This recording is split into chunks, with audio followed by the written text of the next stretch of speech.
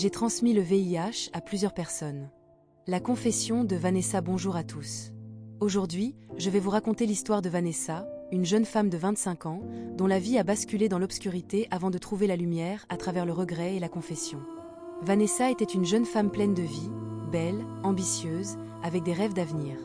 Mais tout a changé le jour où elle a appris qu'elle était séropositive. Ce n'était pas seulement un diagnostic, c'était pour elle une sentence. La colère, la douleur et l'incompréhension ont pris le dessus. Elle n'arrivait pas à accepter cette réalité. Pourquoi moi ? Se demandait-elle sans cesse. Au lieu de chercher de l'aide ou du soutien, Vanessa s'est enfermée dans sa haine. Elle a développé un ressentiment profond envers la vie et envers ceux qu'elle considérait comme chanceux d'être en bonne santé. Sa douleur est devenue une arme. Elle s'est juré que si elle devait vivre avec ce fardeau, d'autres devaient le porter aussi. Vanessa a alors entamé une spirale sombre.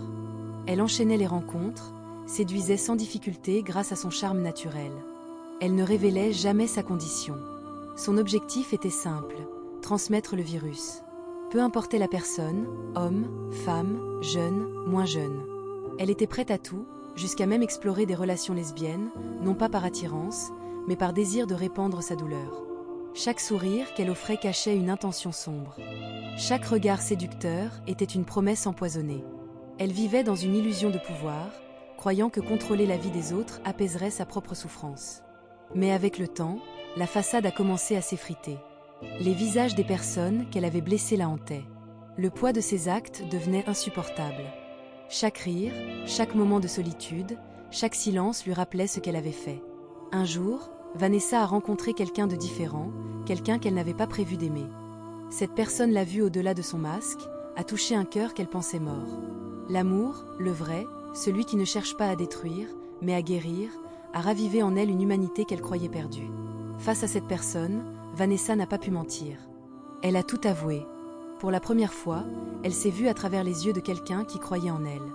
La honte était écrasante, mais ce fut aussi le début de sa rédemption. Aujourd'hui, Vanessa se confesse, non pas pour chercher le pardon, mais pour affronter la vérité. Elle sait que ses actes ont détruit des vies, qu'aucune excuse ne pourra effacer ce qu'elle a fait. Mais elle veut que son histoire serve d'avertissement. La douleur non soignée peut devenir une arme, mais la vérité, aussi douloureuse soit-elle, est le premier pas vers la guérison. Vanessa vit maintenant avec le poids de ses choix, mais aussi avec la volonté de réparer, autant que possible.